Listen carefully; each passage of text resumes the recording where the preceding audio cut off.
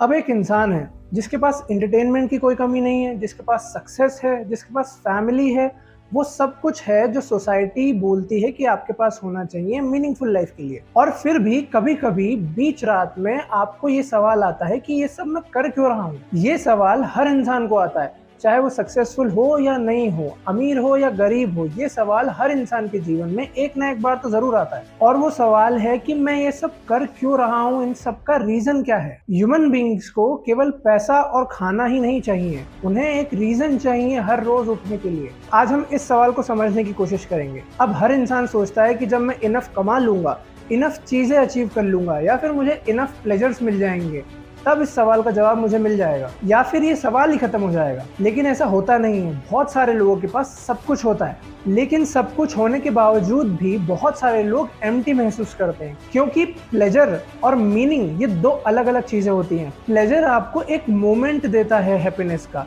लेकिन मीनिंग आपको direction provide करता है। अब ह्यूमन बॉडी सर्वाइवल के लिए बनी है, सेफ्टी, फूड, लेकिन ह्यूमन साइकोलॉजी किसी और चीज के लिए वायर्ड अप है, वो है सिग्निफिकेंस। ये फीलिंग कि मेरी एग्जिस्टेंस किसी और बड़ी चीज से कनेक्टेड है जो मुझसे बड़ी है। और जब इंसान की लाइफ में ये सिग्निफिकेंस मिसिंग होती है तो वो कितना भी सक्सेसफुल हो, वो अंदर से खालीपन महसूस करता है, एमलेस महसूस करता है और थका हुआ महसूस करता है। आज हम बात करेंगे ऐसे 5 डायमेंशंस की जो इस सवाल का जवाब देने में आपको मदद करेंगे। और ये सारे डायमेंशन एक बड़ी पिक्चर के छोटे छोटे पीसेस हैं। तो बात करते हैं डायमेंशन नंबर 1 की, मीनिंग गिविंग डायरेक्शन। सक्सेस आपको हाउ का जवाब देती है कि ये किसने किया और ये कैसे हुआ, लेकिन मीनिंग आपको वाई का जवाब देता है। वो आपको बताता है कि मैं ये कर क्यों रहा हूँ। बिना मीनिंग के लाइफ एक एंडलेस टास्क की तरह बन जाती है। आप उठते हो, आप खाना खाते हो, आप काम करते हो, घर आते हो, खाना खाते हो, सो जाते हो। लेकिन ये एक रूटीन एफिशिएंट भी हो सकता है, लेकिन बिना वाई के ये सब मैकेनिकल लगेगा, सूखा लगेगा। जब कोई इंसान जानता है कि ये पर्टिकुलर चीज मैं क्यों कर रहा हूँ, तो उसका हर एक एक्शन इंटेंशनल होता है। और याद रखिएगा कि काम सिर्फ काम नहीं होता, वो किसी बड़ी चीज का एक छोटा हिस्सा होता है। और जिस भी इंसान का वाई जितना स्ट्रांग होगा,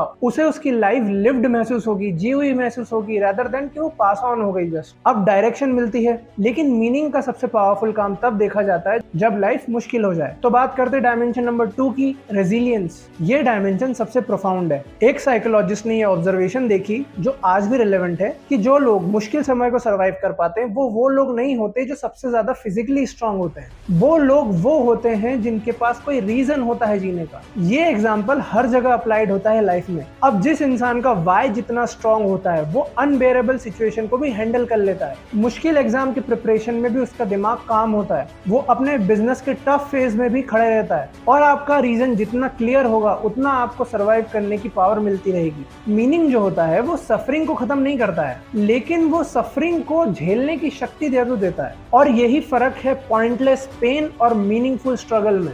रेजिलियंस मुश्किलों में मिलती है, लेकिन मीनिंग से एक और काम होता है जो प्लेजर नहीं कर पाता। तो बात करते हैं डायमेंशन नंबर 3 की, फुलफिलमेंट। प्लेजर और फुलफिलमेंट ये दो अलग अलग चीजें हैं। अब प्लेजर क्या है? प्लेजर है एक अच्छा खाना, प्लेजर है एंटरटेनमेंट, प्लेजर है एक मूवी, प्लेजर है किसी सक्सेस को एंटिसिपेट कर लेना। और ये सारी चीजें टेम्परेरी होती है, ये आती हैं, पीक करती हैं और चली जाती हैं। लेकिन फुलफिलमेंट एक अलग चीज है, वो एक डीपर सेटिस्फैक्शन की फीलिंग है जो तब आता है जब आप कुछ मीनिंगफुल करते हो, अपने लिए करते हो, दूसरों के लिए करते हो। ये वो फीलिंग है जब आप किसी हार्ड काम को कर लेते हो। ये वो फीलिंग है जब आप अपनी वैल्यूज के अकॉर्डिंग जीते हो। अब कुछ लोग होते हैं जो केवल सुख के लिए जीते हैं, और वो लाइफ बहुत एक्साइटिंग लग सकती है सरफेस लेवल पे, लेकिन ओवर द टाइम उन्हें खालीपन महसूस होगा, क्योंकि हर हाई के बाद क्रैश जरूर होता है और उन्हें इस ड्रॉप के बाद नई एक्साइटमेंट के लिए चेस करना पड़ेगा किसी और चीज को। लेकिन मीनिंग ड्रिवन लाइफ में जो सेटिस्फैक्शन होती है वो ज्यादा स्टेबल होती है। वो चीज मोमेंट टू मोमेंट प्लेजर पर डिपेंड नहीं करती। अब फुलफिलमेंट तो इंटरनल है, लेकिन मीनिंग अक्सर तब डीप होता है जब वो किसी बड़ी चीज से कनेक्ट करता है। तो अब बात करते हैं डायमेंशन नंबर 4 की, connecting to something bigger. Almost हर इंसान जो डीपली मीनिंगफुल लाइफ जीता है, उन लोगों की मीनिंग किसी डीप और बड़ी चीज से कनेक्टेड होती है जो उन लोगों से बड़े हैं। या तो वो फैमिली से कनेक्ट करना चाहते हैं, उनके बच्चों के लिए जीना चाहते हैं, या तो वो सोसाइटी के लिए जीना चाहते हैं, सोसाइटी में कुछ अच्छा करना चाहते हैं, या तो वो इन्वायरमेंट के लिए जीते हैं, नेचर के लिए कुछ करना चाहते हैं, पेड़ों के बीच रहना चाहते हैं, इकोसिस्टम क्रिएट करना चाहते हैं, या तो वो स्पिरिचुअलिटी में जीना चाहते हैं, वो अपनी हायर सेल्फ से कनेक्ट करना चाहते हैं। अब अगर आप देखेंगे कि सनातन धर्म से लेकर स्टोइसिज्म तक आपको ऑलमोस्ट हर विजडम वाला ट्रेडिशन यही सिखाएगा कि अपने नैरो सेल्फ इंटरेस्ट से आगे देखने की कोशिश करो, कुछ बड़ा देखने की कोशिश करो। आप देखोगे कि जब लाइफ मैं, मेरी और मेरे लिए तक लिमिटेड रह जाती है तो वो लाइफ बहुत नैरो होती है, बहुत छोटी होती है। लेकिन जब आप उस लाइफ को किसी बड़े गोल या फिर बड़ी चीज के लिए डेडिकेट करते हो तो वो लाइफ एक्सपैंड होने लगती है। ये कोई स्पेसिफिक बिलीफ सिस्टम नहीं मांगती, ये केवल एक शिफ्ट है। वो शिफ्ट है कि अपने से आगे देखो, और ये शिफ्ट लाइफ में बहुत बड़ा मीनिंग क्रिएट करती है। अब कनेक्शन से मीनिंग डीप होता है, लेकिन ये आखिरी जरूरी बात जो ऑलमोस्ट हर लोग मिस कर देते हैं, डायमेंशन नंबर 5,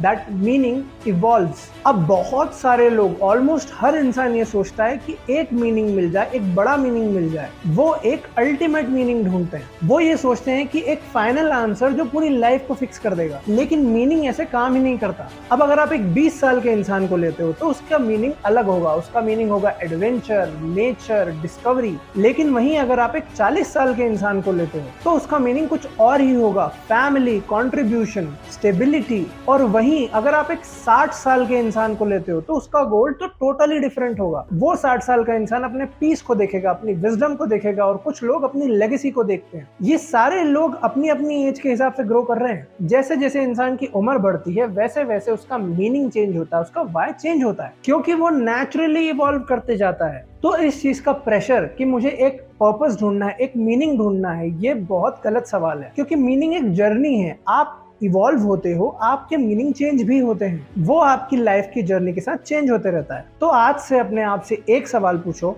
कि जो भी चीज मैं कर रहा हूँ वो मीनिंग क्रिएट कर रही है मेरी लाइफ में, और क्या मैं उसे करना चाहता हूँ? क्या इस चीज से किसी और की लाइफ चेंज होगी? क्या मैं इससे किसी और की रिस्पॉन्सिबिलिटी उठा पाऊंगा? और अगर आपका जवाब है हाँ, तो उस मीनिंग को एक्नॉलेज करो और उस पर काम करने की कोशिश करो, उसे सीरियसली लो। और अगर आपका जवाब आता है ना, तो इसे सिग्नल समझो, शायद अब समय है आपको कुछ शिफ्ट करने का। तो अगर आप एक स्पिरिचुअल इंसान हैं तो ये सवाल कि क्या मेरी लाइफ में कुछ मीनिंगफुल है, ये बहुत इंपॉर्टेंट हो जाता है। तो अगर आज आपने इस वीडियो से कुछ सीखा तो इस वीडियो को उस इंसान के साथ शेयर करो जो लाइफ में मीनिंग ढूंढ रहा हो। कमेंट्स में बताओ कि आपकी लाइफ का मीनिंग क्या है। सब्सक्राइब करो ऐसी और कॉन्वर्सेशंस के लिए जो सरफेस लेवल से डीप जाती है।